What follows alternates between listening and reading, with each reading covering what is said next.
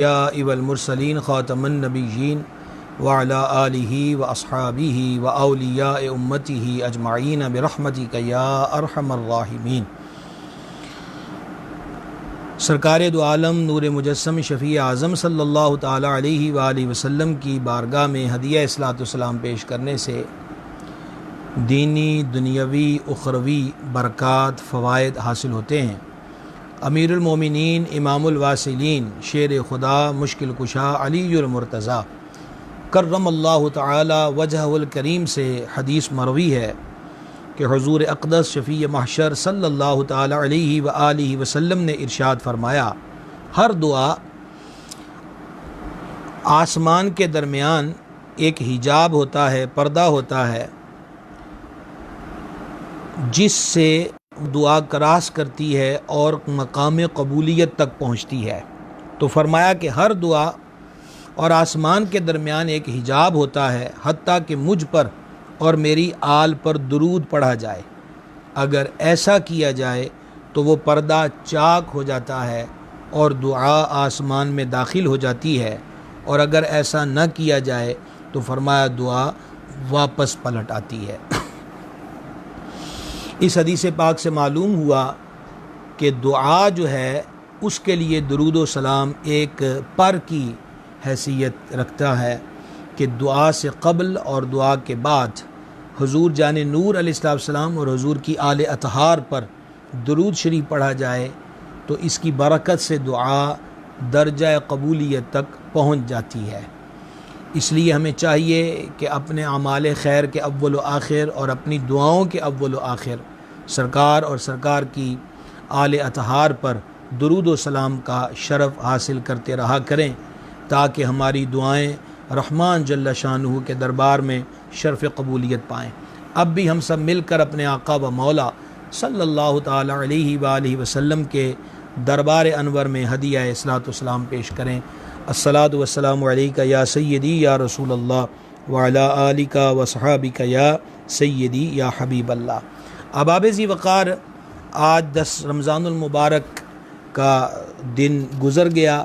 آج یعنی 10 رمضان کو ام المومنین مخدومۃ المسلمین محبوبہ محبوب رب العالمین سیدہ طیبہ طاہرہ مخدومہ کریمہ ولیہ نقیہ تقیہ زکیہ صالحہ شاکرہ صابرہ متوکلہ حضرت سیدہ طیبہ خدیجۃ الکبریٰ سلام اللہ تعالی علیہا ورضی اللہ تعالی عنہا کا یوم وصال تھا۔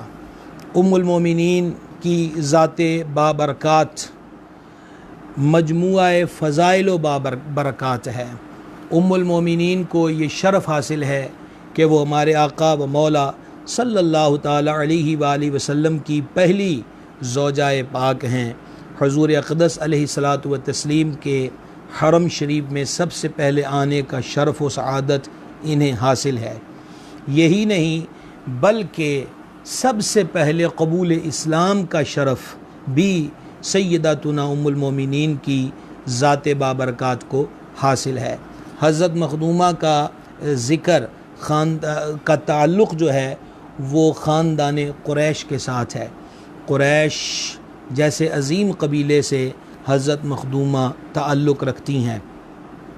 میرے آقا و مولا علیہ الصلاۃ والسلام کے حرم اقدس میں آنے سے پہلے بھی ان کی پاکیزگی اور ان کے اعلیٰ کردار کی روشن دلیل یہ ہے کہ جاہلیت کے دور میں بھی حضرت مخدومہ کو لوگ طاہرہ کے لقب سے یاد کرتے تھے۔ سبحان اللہ الکریم، کیا حسین جوڑ اور مماثلت ہے کہ حضرت مخدومہ کو طاہرہ کے لقب سے یاد کیا جاتا ہے، اور اعلان نبوت فرمانے سے قبل اسی جاہلیت کے دور میں ہمارے آقا و مولا علیہ الصلاۃ والسلام کو لوگ صادق اور امین کہہ کے یاد کرتے ہیں۔ حضرت مخدومہ کا ہمارے آقا صلی اللہ تعالی علیہ وآلہ وسلم کے نکاح شریف میں آنے کا واقعہ بڑا دلچسپ ہے۔ حضور پر نور صلی اللہ تعالی علیہ وآلہ وصحبہ وبارک وسلم کی ذات پاک سے نکاح کی صورت میں جڑنا جو ہے اس کا سبب یہ بنا کہ حضرت سیداتنا ام المومنین خدیجۃ الکبریٰ رضی اللہ تعالی عنہا جہاں شرافت و بزرگی، طہارت و پاکیزگی میں مکہ شریف کے اندر اپنا ایک نام رکھتی تھیں، وہیں اللہ تبارک و تعالی نے ان کو بہت زیادہ مال سے نوازا ہوا تھا۔ اہل مکہ سال میں 2 مرتبہ سامان تجارت لے کر ملک شام کا رخ کیا کرتے تھے۔ آپ اس بات پہ غور کریں کہ پورے اہل مکہ بالخصوص قریش کے تاجروں کا جتنا کل مال ہوتا تھا، کل تاجروں کا، سب تاجروں کا جتنا کل مال تجارت ہوتا تھا، حضرت سیداتنا ام المومنین رضی اللہ تعالی عنہا اکیلی ان کا جو مال تھا وہ ان سب تاجروں کے برابر ہوا کرتا تھا۔ وہ اس کے لیے مداربت پر بھی مال دیا کرتی تھیں اور اپنے سامان تجارت کی فروخت کے لیے انہوں نے عمال بھی رکھے ہوئے تھے، ورکر، خدمت پر مامور لوگ۔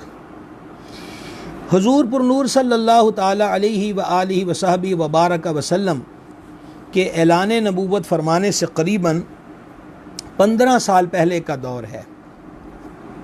مکہ المکرمہ سے قافلے کی تیاری ہو رہی ہے ملک شام کی طرف تجارت کے لیے۔ یہ وہ ٹائم تھا، وہ وقت تھا کہ حضور پر نور علیہ السلام کے چچا جناب ابی طالب کی جو مالی حیثیت تھی وہ بہت زیادہ کمزور ہو چکی تھی۔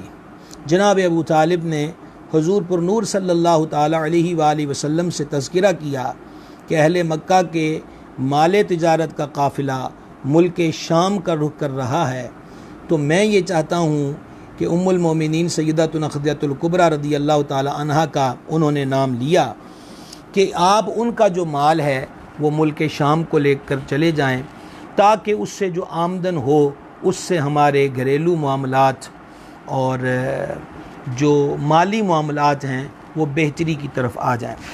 نبی کریم صلی اللہ تعالی علیہ وآلہ وسلم نے خود سائل بن کر جانا پسند نہ فرمایا، اور یہ حضور پر نور علیہ السلام کی شان کے لائق بھی نہیں تھا۔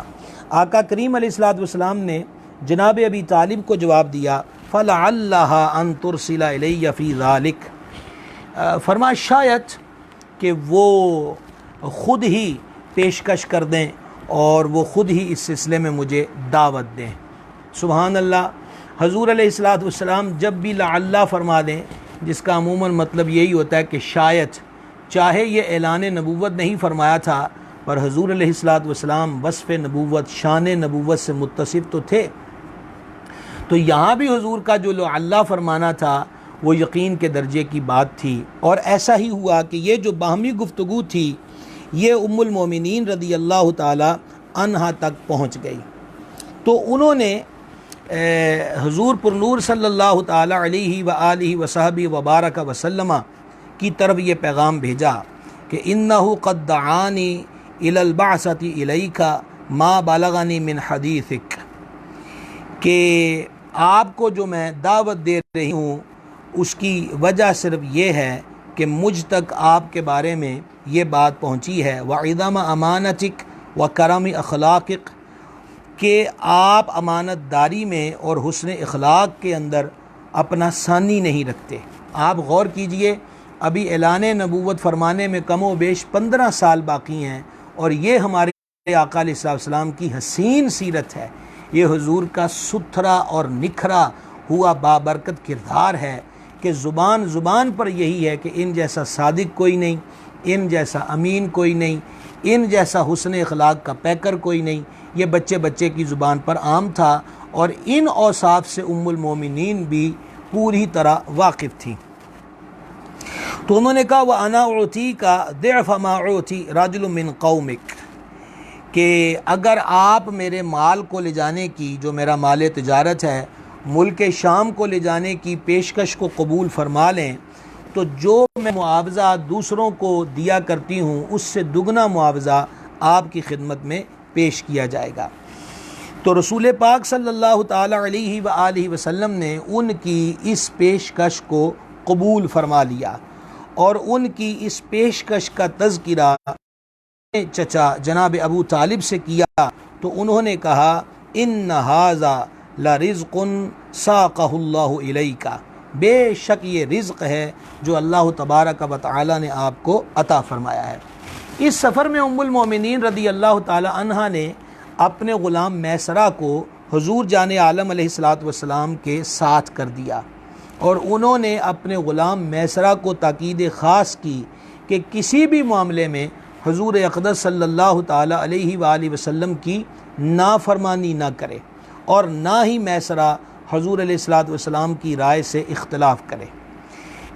اور اسی طرح روانگی سے قبل نبی پاک علیہ الصلوۃ والسلام کے چچاؤں نے بھی اس بات کا مطالبہ کیا ہوا تھا اندر ان کے ساتھ احترام کا رویہ اختیار رکھا جائے، شفقت کا رویہ جو ہے وہ اختیار کیا جائے۔ اور جب نبی پاک علیہ الصلوۃ والسلام یہ مال لے کر روانہ ہوئے تو اس وقت بادل نے جان عالم علیہ الصلوۃ والسلام پر سایہ کیا ہوا تھا۔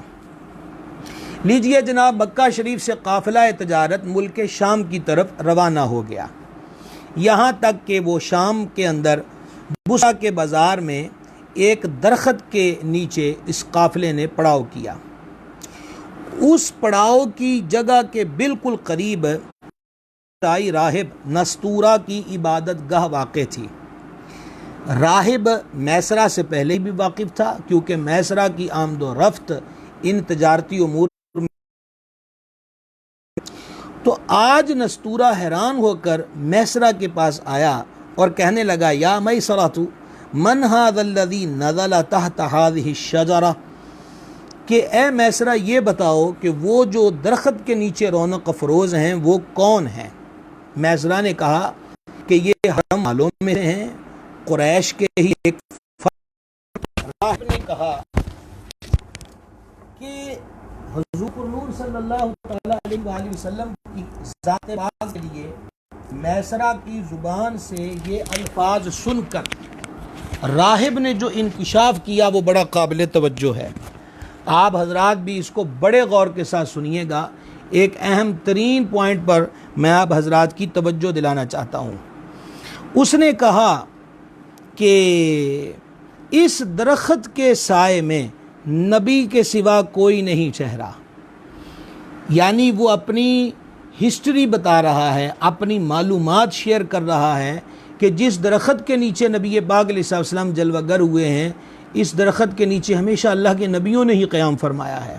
اور پھر پوچھا فی عینیہ حمرہ، ان کی مبارک آنکھوں میں سرخی ہے؟ میسرہ نے کہا ہاں، ان کی مبارک آنکھوں میں سرخی ہے اور وہ مسلسل رہتی ہے۔ اب سنیے میسرہ کے منہ سے یہ لفظ سن کر نستورہ نے کیا کہا، اس کو بڑے غور کے ساتھ سماعت فرمائیے گا۔ نستورہ نے کہا ہوا یہی ہیں آخر الانبیاء، اللہ کے آخری نبی۔ یا لیت انی ادرکہ حین یؤمر بالخروج، کہا کاش میں آپ کو اس وقت پا سکوں کہ جب آپ نبوت کا اعلان فرمائیں گے تو میں اس وقت آپ کے اعلان نبوت کے وقت بھی موجود ہوں، تاکہ میں آپ علیہ الصلوۃ والتسلیم کی اطاعت کر سکوں۔ آپ ان الفاظ پہ ایک دفعہ پھر غور کیجئے، ہوا آخر الانبیاء، حضور علیہ الصلوۃ والسلام آخری نبی ہیں۔ یہ مسئلہ اتنا اہم ترین اور عام ہے کہ پچھلی کتابوں میں جہاں نبی پاک علیہ الصلوۃ والسلام کی مختلف اوصاف ذکر تھے، یہ صفت بھی پچھلی کتابوں میں موجود تھی کہ حضور اقدس علیہ الصلوۃ والتسلیم کی چشمان کرم میں قدرتی طور پہ سرخ ڈورے ہوں گے،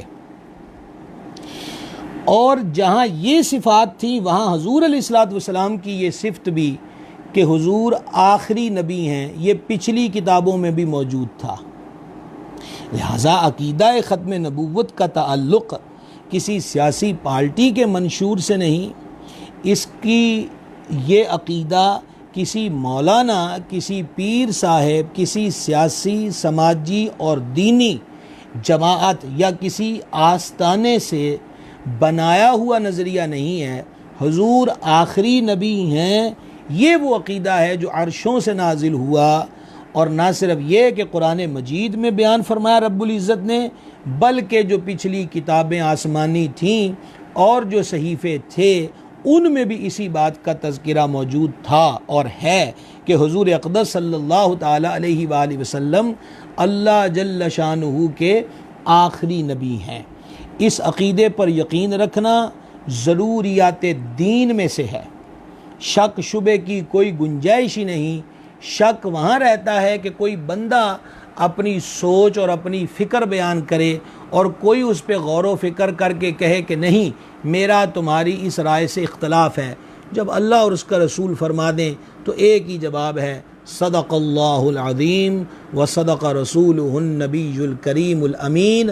اللہ نے بھی سچ فرمایا اور اللہ کے حبیب علیہ الصلوۃ والسلام نے بھی سچ فرمایا ہے۔ خدا را اپنے بچوں کو حضور علیہ الصلوۃ والسلام کے اوصاف حمیدہ، شان اقدس، فضائل و خصائل کرتے رہیں، کو یہ بات ازبر کا دیں کہ ہمارے آقا نبیوں کے سردار ہیں اور ہمارے آقا اللہ کریم کے آخری نبی ہیں۔ اچھا، ایک روایت میں یہ ہے کہ راہب نے دیکھا کہ حضور پر نور علیہ الصلوۃ والسلام پہ بادل نے سایہ کیا ہوا ہے، تو اس نے گھبرا کر پوچھا تم کون ہو؟ حضرت میسرہ نے جواب دیا کہ میں حضرت سیدہ خدیجہ کا غلام میسرہ۔ پھر وہ حضور جانے نور علیہ الصلوۃ والسلام کی خدمت میں آیا، سر اقدس اور شریفین کو بوسہ دیتے ہوئے اس راہب نے کہا آمنت بک وانا اشہد انک الذی ذکرہ اللہ فی التوراۃ، میں آپ پر ایمان لاتا ہوں اور میں گواہی دیتا ہوں کہ آپ وہی ہیں جن کا تذکرہ تورات کے اندر موجود ہے۔ پھر کہا یا محمد صلی اللہ علیہ وسلم، میں نے آپ میں ایک علامت کے سوا ساری علامات دیکھ لی ہیں، یعنی حضور علیہ الصلوۃ والسلام کے وجود پر نور کے بارے میں جو پچھلی کتابوں میں نشانیاں بیان تھیں، جو حسن و جمال اور خد و خال کے تذکرے تھے، کہا وہ میں نے آپ کی ذات بابرکات میں دیکھ لیے، ایک نشانی باقی ہے، اپنے دوش مبارک یعنی مبارک کندھوں سے کپڑا ہٹائیے تاکہ میں وہ علامت بھی دیکھ لوں۔ حضور پر نور صلی اللہ تعالی علیہ وسلم نے ان کی اس عرض کو قبول کر کے دوش اقدس سے کپڑا ہٹایا تو مہر نبوت جگمگا رہی تھی۔ عیسائی راہب نے جب اس مہر اقدس کو دیکھا تو چومنے لگ گیا اور کہنے لگا اشہد ان لا الہ الا اللہ واشہد انک رسول اللہ النبی الامی الذی بشر بک عیسی ابن مریم فإنہ قال لا ينزل بعد تحت هذه الشجرة الا النبی الامی الحاشمی العربی المکی۔ میں گواہی دیتا ہوں اللہ کے سوا کوئی معبود نہیں، اور گواہی دیتا ہوں کہ آپ اللہ ہی کے رسول ہیں، اللہ کے وہ امی رسول، وہ نبی کہ جن کی خوشخبری حضرت عیسیٰ علیہ السلام نے دی تھی، اور حضرت عیسیٰ علیہ السلام نے ارشاد فرمایا تھا کہ لا ينزل بعد تحت هذه الشجرة الا النبی الامی الحاشمی العربی المکی، کہ حضرت عیسیٰ علیہ السلام نے فرمایا تھا میرے بعد اس درخت کے نیچے وہ نبی ٹھہرے گا جو امی ہیں، ہاشمی ہیں، عربی ہیں، مکی ہیں، اور صاحب الحوض والشفاعہ، وہ حوض کوثر کے بھی مالک ہیں اور شفاعت بھی اللہ ان کے سپرد فرمائے گا، وصاحب لواء الحمد، اور قیامت کے دن حمد کا جھنڈا انہی کے دست حق پرست کے اندر موجود ہوگا۔ سبحان اللہ الکریم، یہ شانیں ہیں ہمارے آقا و مولا صلی اللہ تعالی علیہ وسلم کی۔ حضور علیہ الصلوۃ والسلام نے ملک شام میں بصرہ کے بازاروں میں اپنا سامان فروخت کیا، واپسی کے لیے خریداری فرمائی۔ اس سامان کے سلسلے میں ایک شخص سے کسی بات پر اختلاف ہو گیا اور اس بندے نے نبی پاک علیہ الصلوۃ والسلام کو یہ کہا کہ آپ لات و عزیٰ کی قسم کھا کے کہیں تو میں مان لوں گا۔ نبی پاک علیہ الصلوۃ والسلام نے فرمایا میں کسی صورت بھی لات و عزیٰ کی قسم نہیں کھاؤں گا، میں تو جب لات و عزیٰ کے قریب سے گزرتا ہوں تو ان کو آنکھ اٹھا کر بھی نہیں دیکھتا، ان کی طرف میں توجہ بھی نہیں کرتا۔ یہ سن کر اس شک آپ کی بات حق. اور پھر اسی بندے نے حضرت میسرہ کے پاس تنہائی میں لے جا کر کہا یا میسرہ ھذا نبی ھذہ الامہ والذی نفسی بیدہ انہ لہو تجدہ احبارنا منعوتا فی کتبہم. کہا اے میسرہ یہ اس امت کے نبی ہیں، اس ذات کی قسم جس کے قبضہ قدرت میں میری جان ہے، یہ وہی ہستی ہیں جن کی صفات ہمارے علماء اپنی کتابوں میں پاتے ہیں. میسرہ ایک ایک بات کو نوٹ کر رہے تھے. بادلوں کا سایہ کرنا، راہب کا قدم چومنا، اس آدمی کا بھرے بازار میں لات و عزا کی قسم کا کہنا، حضور علیہ السلام کا انکار فرما دینا. اللہ رب العزت نے اس سفر تجارت میں حضور کے صدقے سے بڑی برکت عطا فرمائی. اتنا نفع ہوا کہ آج سے پہلے جتنے بھی قافلے ام المومنین کے مال تجارت لے کر گئے تھے، کبھی کسی سفر میں اتنا نفع حاصل نہیں ہوا. بذات خود میسرہ نے حضور علیہ السلام سے کہا کہ میں نے کبھی اپنی آنکھوں سے اتنا زیادہ نفع نہیں دیکھا جو آپ کی بدولت پیدا ہوا ہے. خرید و فروخت سے فراغت کے بعد قافلے نے سوئے مکہ روانگی اختیار کی. میسرہ نے دیکھا کہ جب شدید گرمی ہوتی دوپہر کے وقت تو دو فرشتے سورج کی تپش سے بچاؤ کے لیے آقا کریم علیہ السلام پر سایہ فگن ہو جاتے.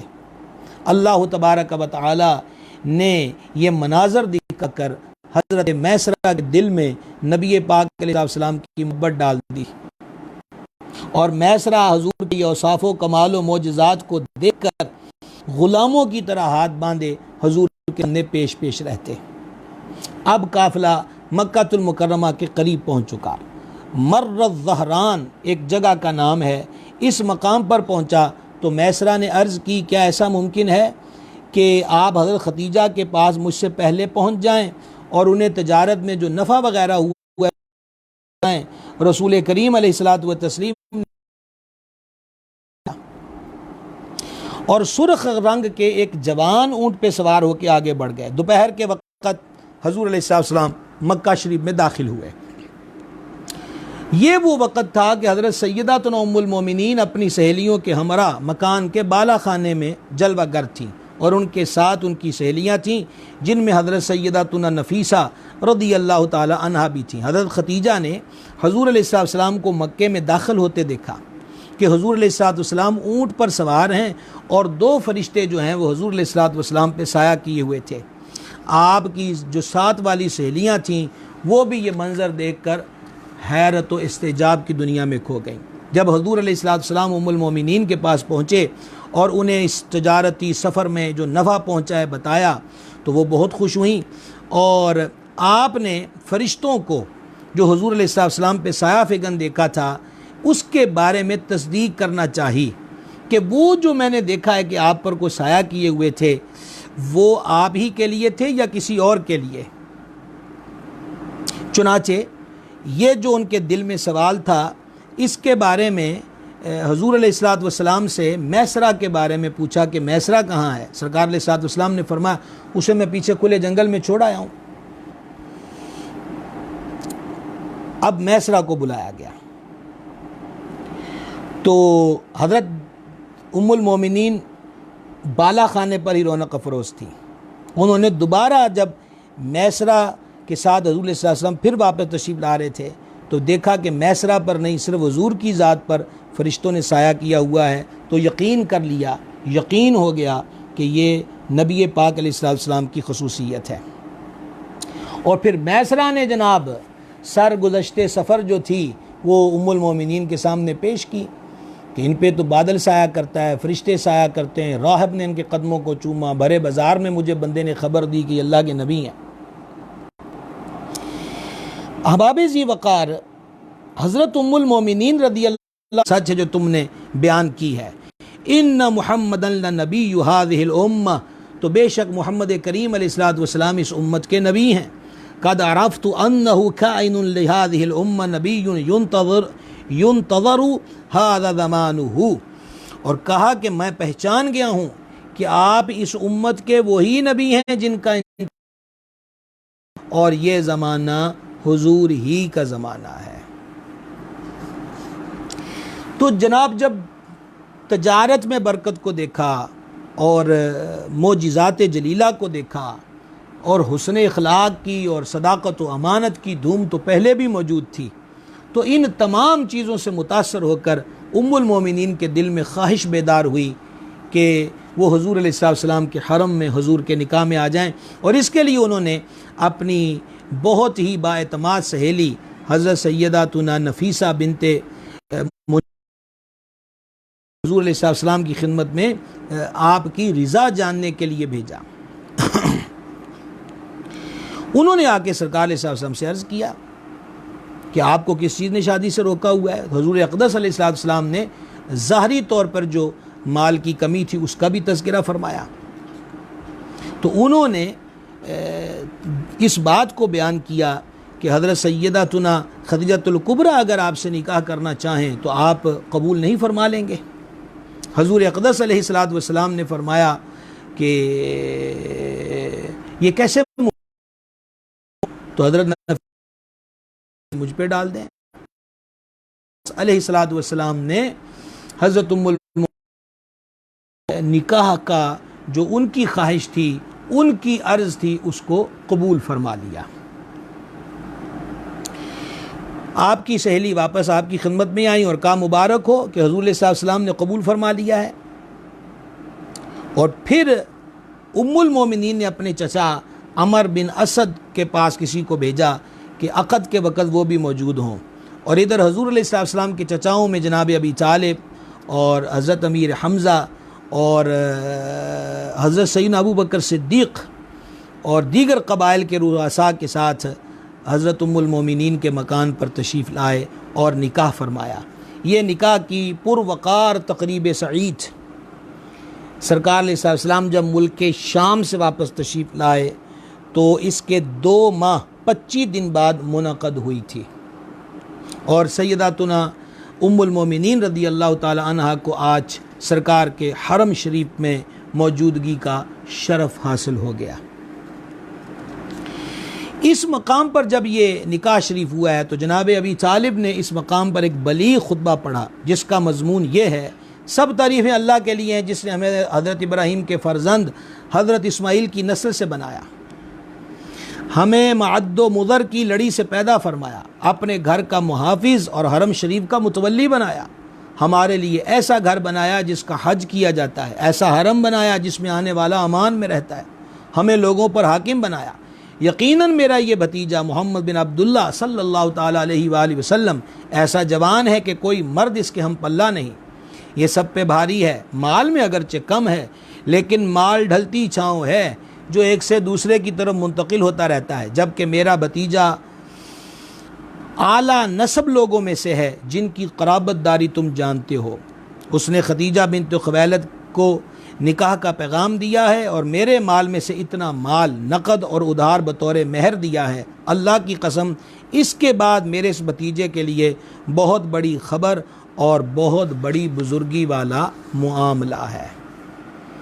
جناب ابو طالب کے خطبے کے بعد حضرت ورقہ بن نوفل جو تھے انہوں نے بھی خطبہ پڑھا، انہوں نے کہا سب تعریفیں اس خدائے بزرگ و برتر کے لیے ہیں جس نے ہمیں ایسا بنایا جیسا کہ ابو طالب بیان کر چکے ہیں، اور ہمیں وہ فضیلت بخشی جس کا انہوں نے ذکر کیا، کیونکہ یہ ان کا تعلق بھی قریش سے ہے۔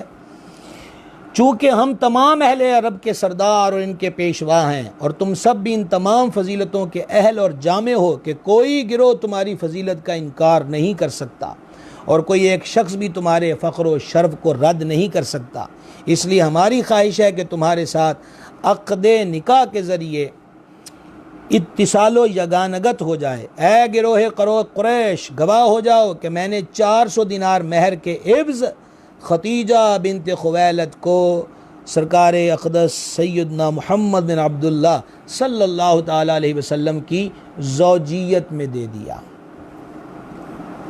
جب ورقہ بن نوفل خطبہ پڑھ چکے تو جناب ابو طالب نے کہا اے ورقہ میں چاہتا ہوں خدیجہ کے چچا عمر بن اسد بھی خطبے میں شریک ہوں۔ چنانچہ پھر عمر بن اسد نے خطبہ دیتے ہوئے کہا اے گروہ قریش گواہ ہو جاؤ کہ میں نے اپنی بھتیجی خدیجہ بنت خویلد کو حضور علیہ السلام کی زوجیت میں دے دیا۔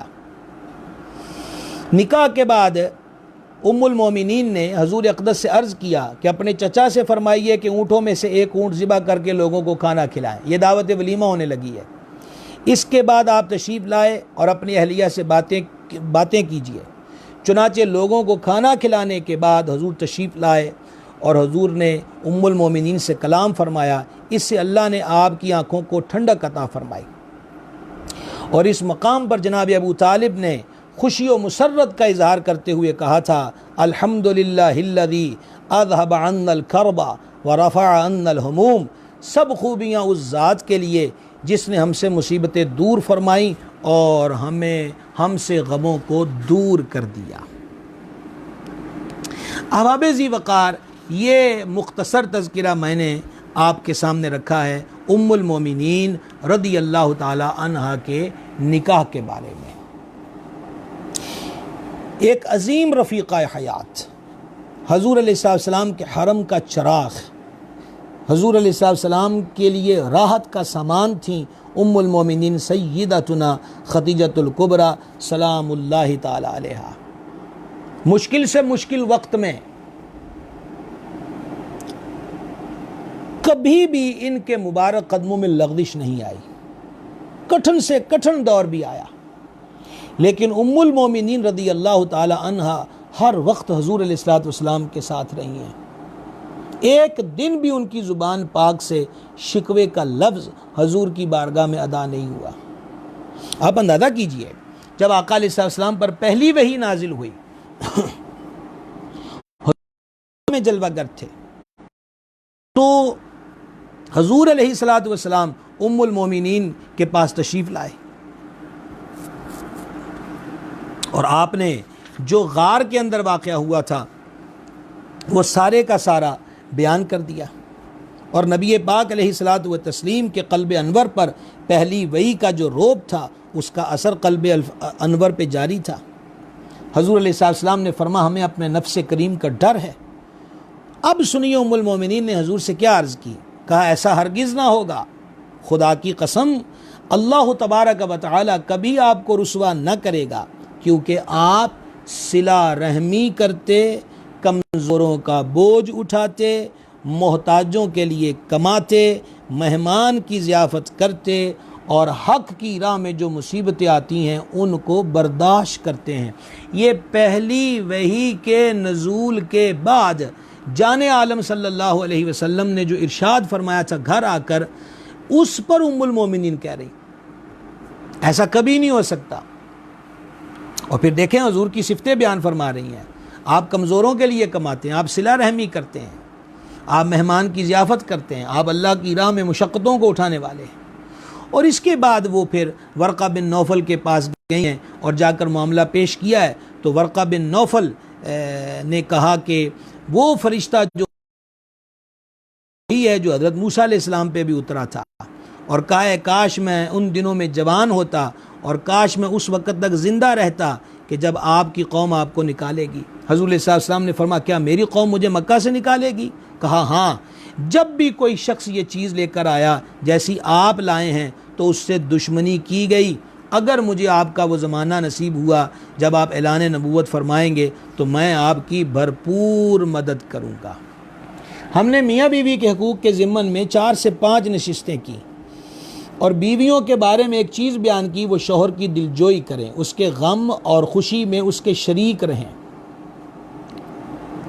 ان معاملات اور ماحول کو کبھی اگنور نہ کریں۔ ام المومنین کی سیرت ہماری نگاہوں کے سامنے ہے۔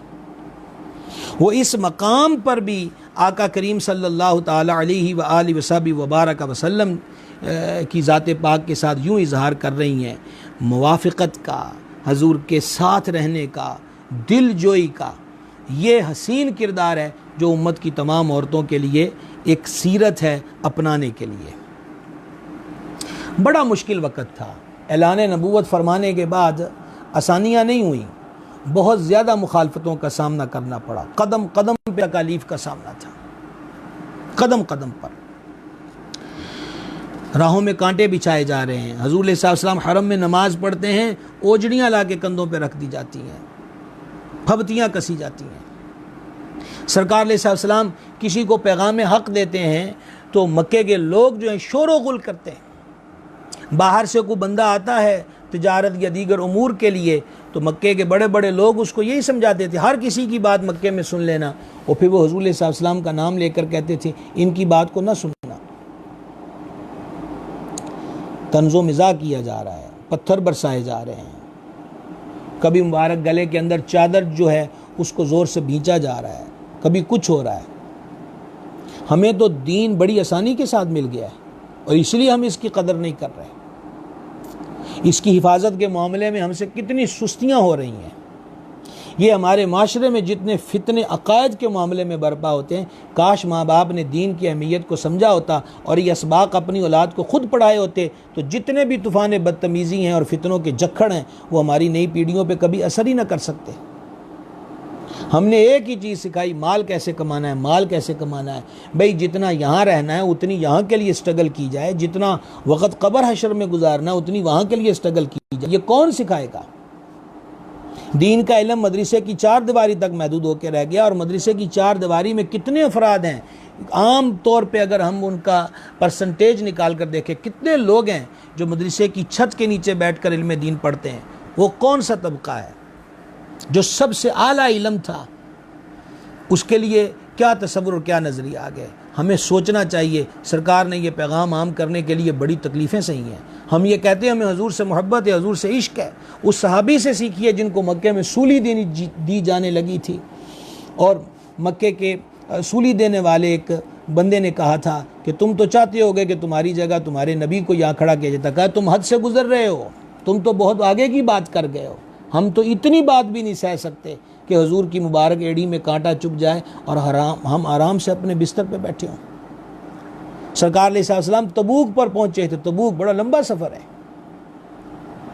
اور ایک ضعیف العمر صحابی بعد کے اندر وہاں پہنچ گئے۔ فرمایا تم کیوں آئے ہو؟ عرض کی کہ میں اپنے گھر میں چھاؤں میں موجود تھا تو مجھے باہر کی گرمی یاد آئی، میں نے کہا میرے محبوب، میرے آقا، میرے مولا دین کی بقا و حفاظت کے لیے تبوک کے لمبے سفر پر ہے اور گرم موسم میں ہے، اور میں گھر میں آرام سے چھاؤں میں بیٹھ جاؤں، میرے عشق نے گوارا نہ کیا، اور حضور میں گھر چھوڑ کر اس پیرانہ سالی کی حالت میں بھی تبوک میں پہنچ گیا ہوں۔ یہ ہوتا ہے عشق اور محبت، ہاتھ پہ ہاتھ دھر کے بیٹھ جانا اور بس چند گھڑیوں کے لیے جھوم لینا یا واہ واہ اور تحسین اور سبحان اللہ اور نعرے لگا کے پھر فارغ ہو جانا، ایسا نہیں ہے۔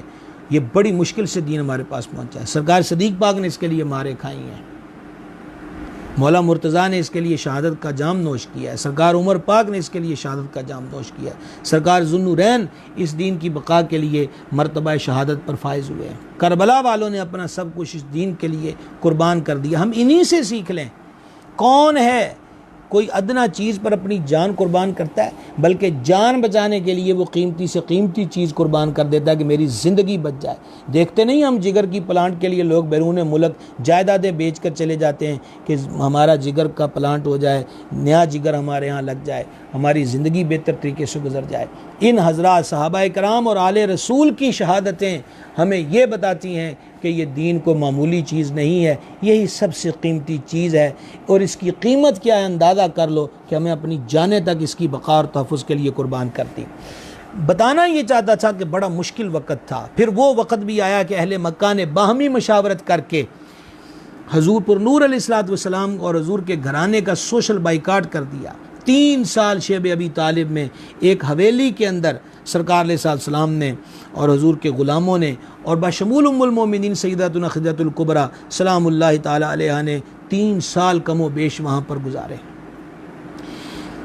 ممانعت تھی باہر کے قافلے والوں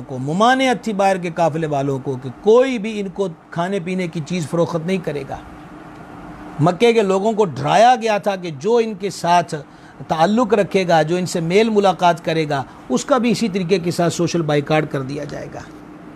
صدقے قربان جائیں کہ اس کے باوجود بھی سرکار روزانہ اس سے بھی ابی طالب سے باہر نکلتے اور قولوا لا الہ الا اللہ، لوگوں کہو اللہ کے سوا کوئی معبود نہیں، آ جاؤ دامن اسلام کے اندر۔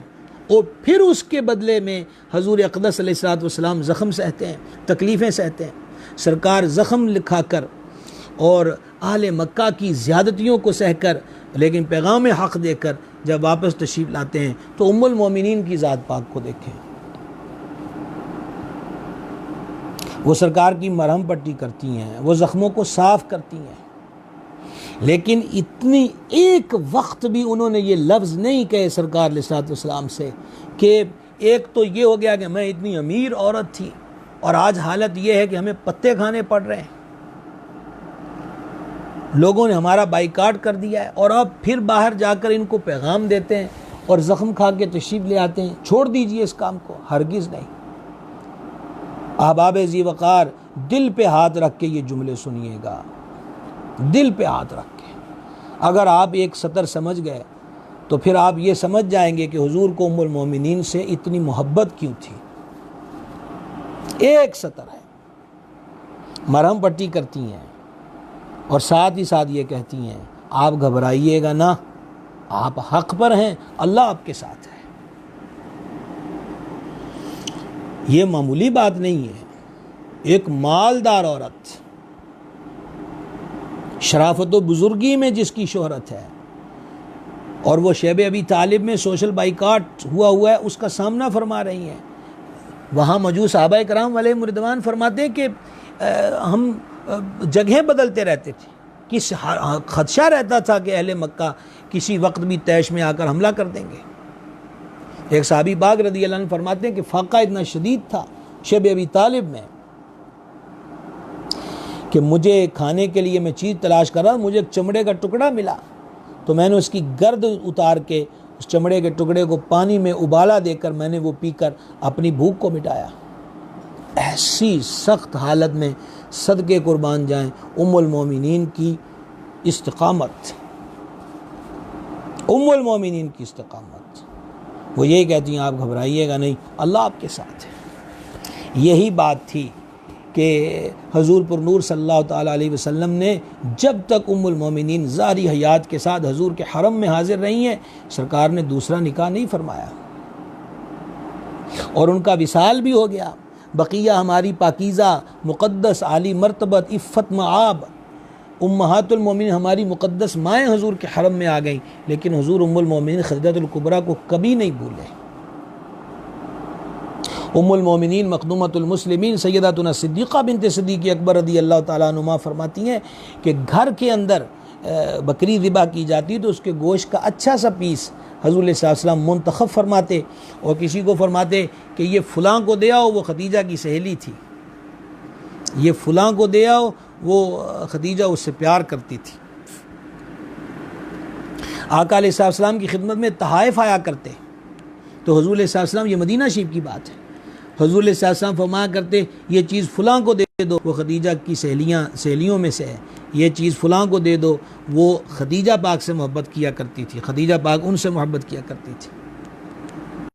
ام المومنین فرماتی ہیں میں نے ایک دن بارگاہ میں عرض کر دی یا رسول اللہ علیہ الصلوۃ والسلام، اللہ تبارک و تعالی نے آپ کو کئی ازواج عطا فرمائی ہیں، لیکن حضرت ام المومنین خدیجہ الکبریٰ عمر مبارک ان کی کافی ہو چکی تھی جب ان کا وصال ہوا ہے، تو حضور آپ ایک عمر رسیدہ بی بی جو مدت ہو گئی ہے کہ وہ ان کا وصال ہو چکا ہے، آپ اب بھی ان کو نہیں بھولتے۔ آقا کریم علیہ الصلوۃ والسلام نے جواب میں ارشاد فرمایا ختیجہ ختیجہ ہی تھی،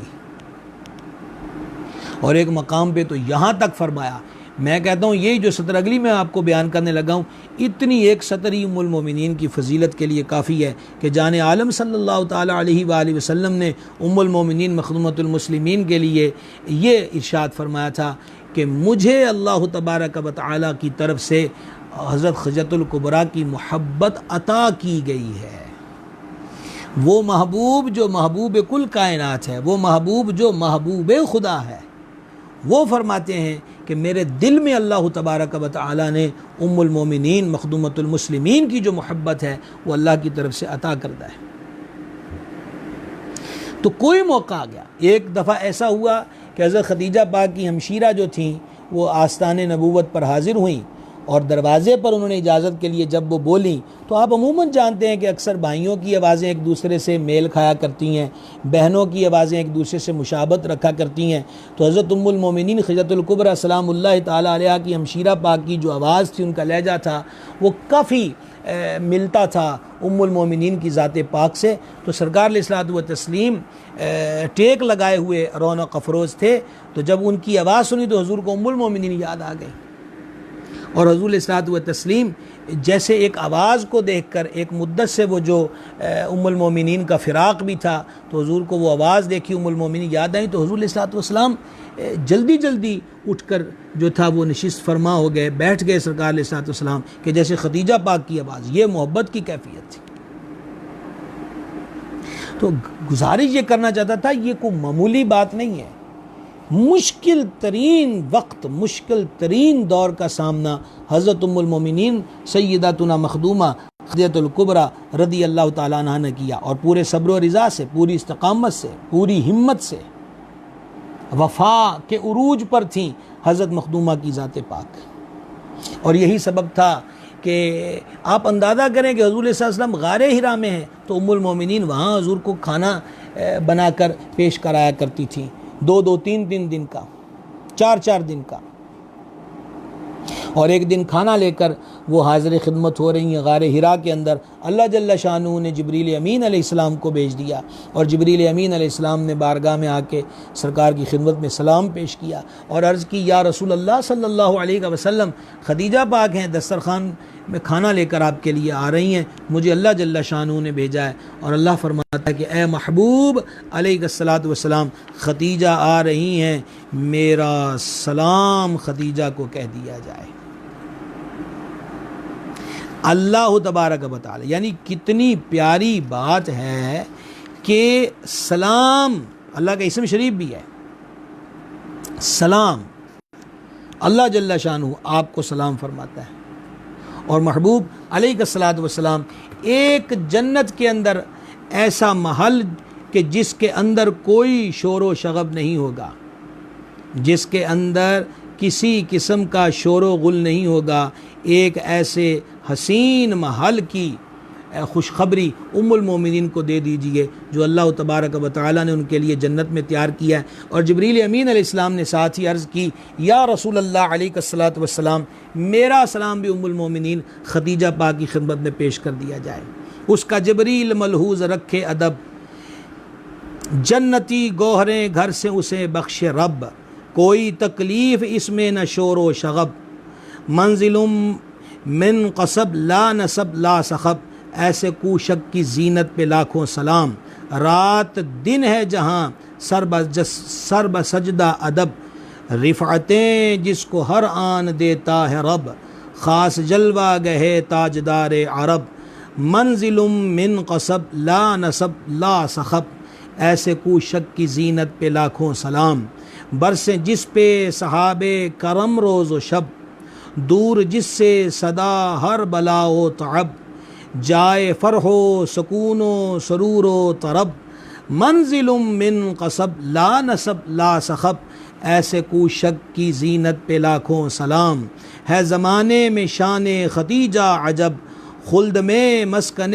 ناز پر فضل رب، جس میں مطلق نہیں شور و رنج و تعب، منزل من قصب لا نصب لا صخب، ایسے کوشک کی زینت پہ لاکھوں سلام، اپنے محبوب پہ لطف و احسان رب، ہے جدا گانا بے مثال و عجب، ہر عطا پہ کرم ہے طلب بے سبب، منزل من قصب لا نصب لا صخب، ایسے کوشک کی زینت پہ لاکھوں سلام، خلد میں موتیوں کا محل و عجب، جس میں شور و شغب ہو نہ رنج و تعب، رشک جس پہ کریں اہل فضل و ادب، منزل من قصب لا نصب لا صخب، ایسے کوشک کی زینت پہ لاکھوں سلام. صلی اللہ تعالی علیہ وآلہ وصحبہ وبارک وسلم.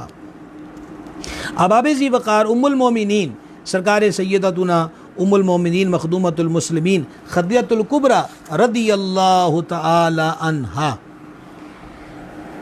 25 سال کم و بیش نبی پاک علیہ السلام کے حرم اقدس میں حاضر رہیں. 25 سال. یہ جو روایت ہے کہ اس محل میں یہ جو اشعار بھی ہم نے اعلیٰ حضرت کے پڑھے، اوپر تضمین بھی پڑھی کہ اس میں کوئی شور و غل نہیں ہوگا۔ البداء والنہایہ کے اندر ایک قول ہے کہ 25 سالوں میں، یہ بات ذرا غور کے ساتھ سنیے گا، یہ معمولی سی بات نہیں ہے، ان 25 سالوں میں ایک دن بھی ام المومنین سیداتنا خدیجہ الکبریٰ سلام اللہ تعالی علیہا کی آواز نبی مکرم علیہ الصلوۃ والسلام کی آواز سے اونچی نہیں ہوئی، ایک دن بھی۔ تو اللہ تعالیٰ نے ان کو یہ فضل بخشا کہ جنت میں جو آپ کی اقامت گاہ ہے وہاں آپ کی آواز سے کسی کی آواز اونچی نہیں ہوگی۔ اور جنتی کیا، ام المومنین سیدتنا صدیقہ رضی اللہ تعالی عنہ فرماتی ہیں کہ ایک مرتبہ نبی کریم علیہ الصلوۃ والتسلیم نے ام المومنین سیدتنا خدیجہ الکبریٰ رضی اللہ تعالی عنہ کو جنت کے انگور بھی کھلائے۔ سبحان اللہ الکریم، سبحان اللہ الکریم۔ احباب ذی وقار، نبی مکرم صلی اللہ تعالی علیہ وسلم حضرت خدیجہ کے بعد ان کی مقدس سہیلیاں جو ہیں حضور علیہ الصلوۃ والتسلیم، انہیں بھی احترام کے ساتھ نوازا کرتے تھے۔ یہ میں ایک بات آپ کی خدمت میں آگے گزارش کر چکا۔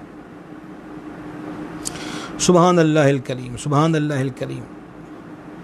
حضرت حکیم بن حزام رضی اللہ تعالیٰ عنہ ملک شام سے ایک غلام حضرت زید بن حارثہ کو لے کر آئے، پھر اسے انہوں نے اپنی پھوپھی ام المومنین سیدتنا خدیجہ الکبریٰ رضی اللہ تعالیٰ عنہ کو ہبہ کر دیا، اور آقا کریم علیہ السلام کی زوجہ پاک مومنوں کی ماں نے اس غلام کو حضرت زید بن حارثہ کو آقا کریم صلی اللہ علیہ وسلم کی خدمت اقدس میں تحفتاً پیش کر دیا۔ یعنی حضرت زید جو وہ صحابی ہیں جن کا نام قرآن میں ہے، اور وہ صحابی ہیں جن کو حضور صلی اللہ علیہ وسلم نے اپنا بیٹا فرمایا تھا، یہ حضرت سیداتنا خدیجہ الکبریٰ رضی اللہ تعالی عنہا کی طرف سے تحفہ تھا جو حضور اقدس علیہ الصلوۃ والتسلیم کی خدمت میں پیش کیا گیا۔ اللہ اکبر کبیرہ۔ ام المومنین مخدومۃ المسلمین رضی اللہ تعالی عنہا کی کو جب یہ سلام آیا اللہ تبارک و تعالیٰ کی طرف سے کہ ان کو سلام کہہ دیجئے اور ایسے محل کی خوشخبری دے دیجئے کہ خولدار موتی سے بنا ہوا گھر کی کہ جس میں نہ کوئی شور ہے نہ کوئی تکلیف ہے، تو حضور پر نور علیہ السلام نے ام المومنین کو فرمایا کہ آپ کو اللہ کا سلام آیا ہے۔ تو ام المومنین نے کہا ان اللہ السلام وعلی جبریل السلام وعلیک السلام ورحمۃ اللہ وبرکاتہ، یعنی اللہ سلام ہے اور حضرت جبریل اور آپ علیہ السلام پہ سلامتی اور اللہ تبارک و تعالیٰ کی رحمتیں اور برکتیں نازل ہوں۔ 10 رمضان المبارک کو آپ کا وصال شریف ہوا ہے، اور یہ میں آپ کی خدمت میں ہم حدیثیں ذکر کر آئے ہیں۔ میں وقت کو سامنے دیکھ رہا ہوں کہ سرکار علیہ الصلوۃ والسلام نے ارشاد فرمایا تھا کہ جنتی عورتوں میں سب سے افضل ترین 4 عورتیں ہیں، اور ان 4 میں سے ایک نام ام المومنین سیدتنا خدیجہ الکبریٰ رضی اللہ تعالی عنہا کا ہے۔ اور آقا علیہ الصلوۃ والسلام نے ایک مقام پہ فرمایا تھا عالمین کی جو بہترین عورتیں ہیں وہ 4 ہیں، اور ان 4 میں ایک نام حضرت ام المومنین کی ذات پاک کا ہے۔ ام المومنین کی بے شمار خصوصیات ہیں۔ پہلی خصوصیت کہ سب سے پہلے اسلام آپ نے قبول کیا۔ دوسری خصوصیت سب سے پہلا نکاح حضور صلی اللہ علیہ وسلم نے آپ سے فرمایا۔ تیسری خصوصیت آپ کی ذریات کے اندر نبی پاک علیہ الصلوۃ والسلام نے کسی اور کے ساتھ نکاح نہیں فرمایا۔ دیگر ازواج کے مقابلے میں آپ کو یہ خصوصیت بھی حاصل ہے کہ آپ سے کبھی کوئی ایسی بات سرزد نہیں ہوئی کہ جس پہ حضور علیہ السلام نے غضب فرمایا ہو۔ امام ابن حجر اسقلانی بیان کرتے ہیں کہ ام المومنین ہمیشہ ہر ممکن کے ذریعے حضور علیہ الصلوۃ والسلام کی رضا پانے کی خواہش مند رہیں، اور کبھی ام المومنین سے ایسی بات صادر نہیں ہوئی جس پہ حضور علیہ الصلوۃ والسلام نے غضب فرمایا ہو۔ اللہ غنی حمید، وہ بات اپنی جگہ تھی کہ کبھی آواز اونچی نہیں ہوئی۔ یہ بات اس سے بڑھ کر ہے کہ بات دھیمے لہجے میں بھی چاہے ہو، لیکن کبھی ایسی بات نہیں ہوئی کہ جس سے حضور ناراض ہو جائیں، جس سے حضور جلال میں آ جائیں، جس سے حضور غضب فرمائیں۔ کبھی بھی ہر وقت ام المومنین کی خواہش ہوتی تھی کہ حضور علیہ السلام راضی رہیں۔ اور ایک بہت بڑی فضیلت، اور یہ بہت ہی بڑی فضیلت ہے مخدومۃ المسلمین کی ذات پاک کی، کہ سوائے حضرت ابراہیم رضی اللہ تعالیٰ عنہ جو میرے آقا کے شہزادے ہیں، جو سیداتنا ماریہ کے بطن جلیل سے ہیں، ان کے سوا حضور علیہ السلام کی ساری اولاد امجاد ام المومنین مخدومۃ المسلمین سیداتنا خدیجہ الکبریٰ سلام اللہ تعالیٰ علیہا کے بطن جلیل سے ہیں۔ چاروں شہزادیاں میرے سرکار کی حضرت مخدومہ کے بطن جلیل سے ہیں۔ اور اب آپ سمجھ رہے ہیں اس فضیلت کو، حسنین کریمین طیبین طاہرین کی نانی ہیں ام المومنین کی ذات پاک رضی اللہ تعالیٰ عنہم اجمعین۔ پانچویں خصوصیت یہی ہے کہ قیامت تک کے جتنے سید ہیں، آل رسول ہیں، جو آل رسول ہیں، آپ سب کی نانی ہیں۔ سبحان اللہ۔ چھٹی خصوصیت، بقیہ ازواج مطہرات کو حضور کے حرم میں اتنی مدت نہیں ملی جتنی مدت و وقت حضرت مخدومہ کو ملا ہے، 25 سال کم و بیش۔ یہ چھوٹی سی بات نہیں۔ مدینے جانے کی تڑپ رکھنے والوں، لاک ڈاؤن کی وجہ سے لاکھوں لاکھ لوگ رہ گئے حاضری مدینہ منورہ سے، کوئی رو رہے ہیں، کوئی تڑپ رہے ہیں، کوئی بلک رہے ہیں، کوئی سسک رہے ہیں۔ مدینہ شریف کی حاضری، وہاں ایک سانس مل جائے، یہی ہے زیست کا حاصل۔ وہ قسمت کا دھنی ہے جو گیا دم بھر مدینے میں۔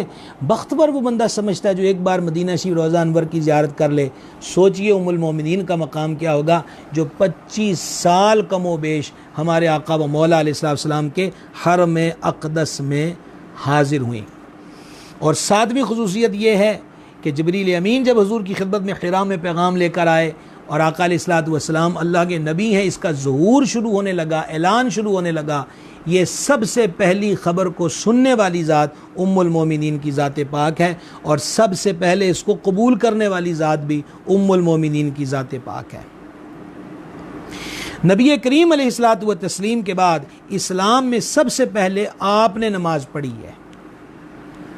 سب سے پہلے آقا سرکار تو سرکار ہے نا، سب سے پہلے امت کے اندر جس ذات نے نماز پڑھی ہے وہ ذات ام المومنین خدیجہ الکبریٰ سلام اللہ تعالیٰ علیہا کی ذات ہے۔ اعلیٰ حضرت عظیم البرکت فرماتے ہیں حضور سید عالم علیہ السلام پہ اول بار جس وقت وحی اتری اور نبوت کریمہ ظاہر ہوئی، اسی وقت حضور علیہ السلام نے با تعلیم جبریل امین نماز پڑھی، اور اسی دن با تعلیم اقدس حضرت ام المومنین خدیجہ الکبریٰ نے پڑھی۔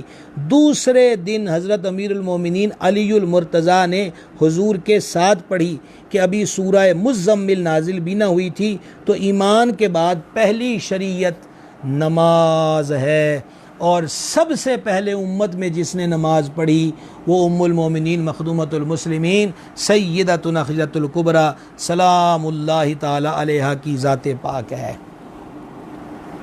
اور 10ویں خصوصیت یہ بھی غور کے ساتھ سنیے گا، یہ بھی بڑی خصوصیت ہے۔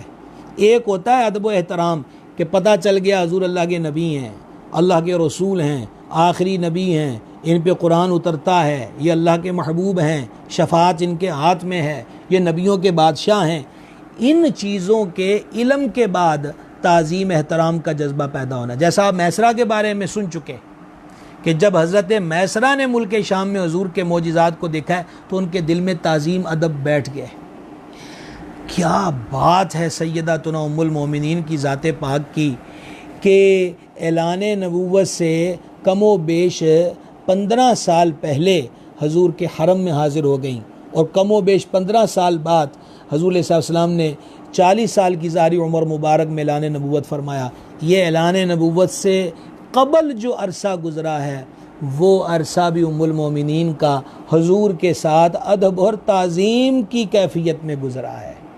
یہ ام المومنین رضی اللہ تعالی عنہا و سلام اللہ تعالی علیہ کا شرف عظیم ہے کہ اعلان نبوت فرمانے سے پہلے بھی وہ حضور کا ادب کیا کرتی، حضور کی تعظیم کیا کرتی، حضور علیہ السلام کے ساتھ جو توقیر کے معاملے ہیں وہ ان کے ساتھ پیش آتی، جس کی ایک جھلک آپ سے عرض کر دی کہ کبھی بھی ان کی آواز حضور کی آواز سے اونچی نہیں ہوئی۔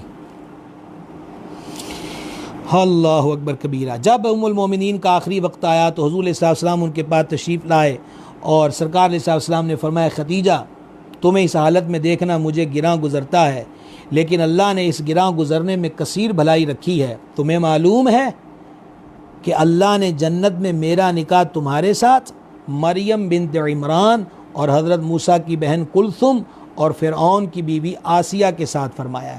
یعنی حضور نے ان کو آخری وقت میں بھی یہ بشارت عظمیٰ سنا دی کہ ام المومنین اس جہاں میں بھی حضور کی زوجہ پاک ہیں اور جنت میں بھی وہ حضور کی زوجہ پاک ہی رہیں گی۔ 10 سال ہو گئے تھے اعلان نبوت فرمائے، اور رمضان المبارک کے مہینے میں 10 رمضان المبارک کو کہ ابھی جناب ابو طالب کو 3 یا 5 روز گزرے تھے وصال کیے ہوئے، ام المومنین سلام اللہ تعالی علیہ کا وصال اقدس ہو گیا۔ حضرت سیدہ ام ایمن اور حضور کی چچی سیداتنا ام فضل نے مخدومہ کو غسل دیا، اور جب آپ کا وصال شریف ہوا تھا اس وقت ابھی جنازہ جو تھا وہ مروج نہیں تھا، جنازے کا حکم نازل نہیں ہوا تھا۔ نبی پاک علیہ السلام خود ام المومنین کی قبر انور میں اترے، اور سرکار علیہ السلام نے خود اپنے مبارک ہاتھوں سے ام المومنین مخدومۃ المسلمین کو مرقد انور میں اتارا۔ مکہ المکرمہ میں حجون، یہ ایک پہاڑ نما اوپر علاقہ ہے، اب تو جو حضرات حاضر ہوتے ہیں جنت المعلیٰ اب اس قبرستان کو کہتے ہیں، اور اس میں بہت سارے رب کے پیاروں کے مزارات ہیں، اور سب سے بڑا وہاں مرکز روحانیت حضرت ام المومنین کا مزار گوہر بار ہے۔ یہ مختصر سا تذکرہ ام المومنین کی ذات پاک کا کرنے کا شرف الحمدللہ آج ہم نے حاصل کیا، اور یقیناً میں نے کل گزارش کی تھی کہ سب ام المومنین کی بارگاہ میں ہدیہ عقیدت و محبت پیش کرتے رہیں ذکر و اذکار کی صورت میں، اور اب بھی وقت نہیں گزرا، اور ان کے وسیلہ توسل سے دعا مانگا کریں۔ اللہ ام المومنین کے صدقے دنیا اور آخرت کی خیر برکت بلائیاں ہم سب کو عطا فرمائے۔ وما علینا الا البلاغ المبین۔ سوالات جو ہوں وہ آپ فرما دیں گے۔ بسم اللہ الرحمن الرحیم۔ مدارب کا کیا معنی ہے؟ نور آصف صاحب کا سوال جی صرف ایک سوال ہے آج، مدارب کا کیا معنی ہے؟ مضاربت کے اندر یہ ہوتا ہے کہ ایک کا مال ہو اور دوسرا اپنا وقت اور محنت کرے گا۔ اللہ اکبر کبیرہ۔ مولانا محمد علامہ محمد شفیق الرحمان صاحب ہیں جی، ذیشان علی رضوی صاحب ہیں، نور آصف صاحب ہیں، عبدالستار اتاری صاحب ہیں، اور حسان بن آصف صاحب ہیں جی، محمد حذیفہ راجپوت صاحب ہیں، محمد اکرام طلحہ صاحب ہیں جی، اور حماد علی صاحب ہیں جی، میاں نوید صاحب جی، حافظ اشفاق صاحب ہیں جناب، محمد فاروق خان، اسرار جوئیہ صاحب،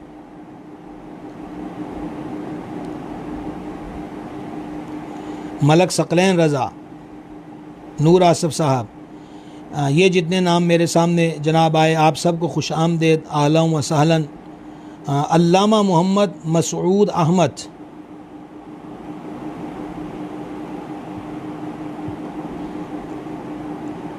علامہ محمد مسعود احمد، علامہ مسعود حسان صاحب اگر ہوں حضرت فقی اثر کے شہزادے تو یہ بھی مجھے تصویر دور سے نظر نہیں آ رہی۔ ندیم اصغر گل صاحب ہیں جی، خوش آمدید آپ کو بھی۔ رانا رضوان صاحب جی، رحیم صاحب، حاجی انصر قادری صاحب وعلیکم السلام، سیفی ساؤنڈ جی وعلیکم السلام، سرفراز طور صاحب،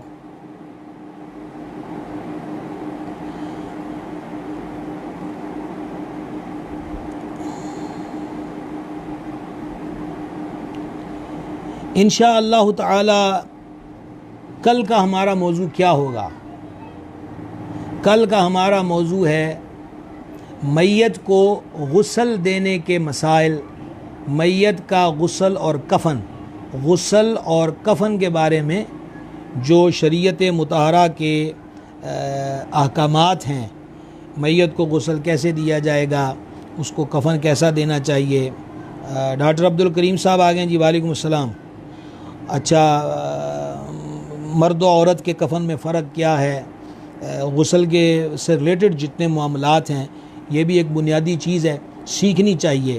بڑی عجیب بات ہوتی ہے کہ باپ کی میت پڑی ہوتی ہے اور بیٹے کو غسل نہیں دینا آتا، ماں کی میت پڑی ہوتی ہے اور اس کا مطلب یہ ہے کہ غسل دینا بیٹیوں کو نہیں آتا۔ محمد انصر صاحب ہیں جی، علم میں اضافے کی دعا، اللہ تعالیٰ علم و عمل میں برکت عطا فرمائے۔ محبوب مغل صاحب بھی آگے جی ماشاءاللہ۔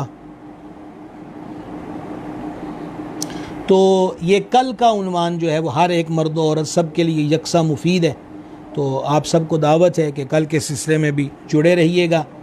اور جب ہمارے ہاں میں ایک مشورہ دینا چاہتا ہوں کہ جب ہمارے ہاں موضوع کی پوسٹ تحریک بزم صوفیہ کے پیج پر اور یا بزم صوفیہ کے پیج پر جس طرح آج صبح سے لگا دی گئی تھی کہ 10:15 ام المومنین کا ذکر خیر ہوگا، محمد اعجاز صاحب سلام کہہ رہے ہیں جی، وعلیکم السلام۔ قاسم سہیل قادری صاحب جی خوش آمدید جناب۔ اچھا، تو عرض خدمت یہ ہے کہ کوشش کر لیا کریں کہ ہم بھی کوشش کریں گے کہ ہمارے ایڈمن صاحب جو ہیں وہ وقت پہ پوسٹ لگا دیں کل کی، تو جن کے سوالات غسل و کفن سے ریلیٹڈ ہوں وہ اسی کے نیچے اگر کر دیں تو پھر ہمیں جوابات پہلے سے، بعض ایسے بھی ہوتے ہیں جو علم میں نہیں ہوتے، اور یہ کوئی دعویٰ بھی نہیں ہے کہ ہر سوال کا جواب ہمیں آتا ہوگا، اور اس میں بھی کوئی نہیں ہے کہ علم میں نہیں ہے تو ہم اس کو پڑھ کے دوبارہ اگلے سلسلے میں آپ کو جواب دے دیں۔ گزارش یہ ہے کہ وہاں سوالات آ جایا کریں اگر کومنٹس کے اندر، تو پھر ہم اسی کو ساتھ ایڈ کر لیا کریں گے۔ نیا سوال دوران گفتگو کو پیدا ہو تو آپ وہ بھی ایک نیا آپشن میں آپ کی خدمت میں پیش کر رہا ہوں۔ اچھا جی، شاہد عباس خان صاحب جو ہیں وہ کہہ رہے ہیں جی کہ کچھ تذکرہ حضور نائب محدث اعظم کا بھی فرما دیں۔ میرا خیال ہے کہ اگر پہلے سے آپ جڑے رہتے ہیں تو پھر تو یہ نئی بات نہیں ہوگی۔ الحمدللہ بعد میں ہمارے لیے تو ہمارے حضرت صاحب بھی ہوتے ہیں سامنے، تو ان کا ذکر خیر ہوتا ہے اور ہوتا رہے گا، اور آپ کی محبت کہ آپ نے مجھے میرے آقائے نعمت مرشد کریم کے تذکرے کا مشورہ دیا، اللہ آپ کو بھی سلامت رکھے، اور انشاءاللہ عز و جل یہ تذکرہ، یہ ذکر پاک انشاءاللہ ہوگا۔ ماشاءاللہ مولانا محمد معین رضا صاحب ہیں جی، آپ کو بھی بڑی خوش آمدید۔ یہ ہاشم بن اشرف غالباً نام ہے، اگر میں صحیح پڑھ پا رہا ہوں، جزاک اللہ خیر۔ امین حبیبی صاحب جی، منیر احمد صاحب جی، آپ کو بھی خوش آمدید۔ تو کل انشاءاللہ جناب آپ کو موضوع خدمت میں پیش کر دیا گیا، تو انشاءاللہ جڑے رہیں گے۔ آج ام المومنین کے ذکر پاک کو اور بھی سن لیں، اس نیت کے ساتھ شیئر کر لیں گے، سارے جتنے بھی آپ ریلیٹڈ ہوتے ہیں زیادہ سے زیادہ لوگوں تک ذکر پاک کا پہنچ جائے اور وہ بھی اس کی برکت جو ہے وہ حاصل کر لیں۔ منور حسین باروی صاحب جناب، بڑی محبت جی، آپ نے دعا سے نوازا انشاءاللہ۔ صلی اللہ تعالی علی النبی الامی جی وآلہ صلی اللہ تعالی علیہ وسلم، صلاۃ و سلام علیک یا سیدی یا رسول اللہ۔ بندہ نواز حاضری قبول فرما، ام المومنین کے ذکر پاک کا واسطہ ہمارے گناہوں کو معاف فرما، خطاؤں سے درگزر فرما، نیک کاموں کی توفیق دے، برے کاموں سے محفوظ رکھ۔ ام المومنین کا واسطہ ہمارے ماں باپ کی بخشش فرما، ہمارے ماں باپ پہ رحمت فرما۔ ہم جتنے بھی ہیں ناظرین و سامعین میں بھی جتنے موجود ہیں، کسی کے والدین میں سے کوئی فوت ہو گیا تو ان کی بخشش فرما، کوئی بیمار ہے کسی کے ماں باپ میں سے تو ام المومنین کے صدقے میں ان کو شفا دے دے اور اولاد کو خدمت کی توفیق دے۔ تمام مسلمان مردوں، تمام مسلمان عورتوں کی بخشش فرما۔ میرے مالک دنیا اور آخرت بہتر کر دے۔ ام المومنین کے استقامت کا واسطہ ہمیں دین پر استقامت عطا فرما۔ میرے مالک خدمت و اشاعت دین کی خلوص نیت کے ساتھ توفیق دے دے۔ ہمیں دین کی ملازمت و نوکری کے لیے قبول فرما لے، دین کی نوکری اور ملازمت کے لیے قبول فرما لے۔ مولا ہمیں ان کاموں کی توفیق دے جس سے تو اور تیرا حبیب راضی ہیں، ان کاموں سے بچا لے جس سے تو اور تیرا محبوب ناراض ہوتے ہیں۔ میرے کریم ام المومنین کا واسطہ ہمارے ظاہر و باطن کو نیک اور ایک کر دے، نیک اور ایک کر دے، نیک اور ایک کر دے۔ خلوص کی دولت عطا فرما، بندگی کی توفیق دے، عبادت کا شوق دے، اپنی ذات پاک کا قرب نصیب فرما۔ جتنے بھی احباب سلسلے سے جڑے ہوئے ہیں، محبتوں کا اظہار کرتے ہیں، سب کو دین دنیا آخرت کی بھلائیاں اور برکتیں عطا فرما، سلامتیاں عطا فرما۔ ہمارے نہایت ہی محترم سید ابرار حسین شاہ صاحب ڈجکوٹ سے ان کی والدہ مرحومہ کا انتقال ہوا، الہی ام المومنین کے ذکر پاک کے صدقے میں ان کی بھی بخشش فرما اور ان کی قبر کو جنت کے باغوں میں سے باغ بنا دے۔ اللہم انا نسألک العفو والعافیہ والمعافی فی الدین والدنیا والآخرہ۔ الہی خیر گردانی بحق شاہ جیلانی، وصلی اللہ تعالی علی حبیب سیدنا مولانا محمد وعلی آلہ وصحبہ اجمعین برحمتک یا رحمان۔ نوید رانا نوید صاحب جی نظر آئے ہیں جی، ابھی خوش آمدید آپ کو بھی، اور محمد شریف سعیدی ہراج صاحب غالباً مفتی محمد شریف صاحب لگتے ہیں مجھے. آپ کو بھی جناب خوش آمدید, آپ کو بھی خوش آمدید جناب, بڑی محبت آپ کی. والسلام. ماشاء اللہ ہمارے سمندری سے میاں مون صاحب جی, آپ کو بھی میاں صاحب خوش آمدید. اور دعوت ہے کہ کل کے سلسلے کی 10:15 بجے میت کو غسل دینے کے مسائل اور کفن کے مسائل اور طریقہ کل ہم انشاءاللہ ذکر کریں گے. والسلام علیکم.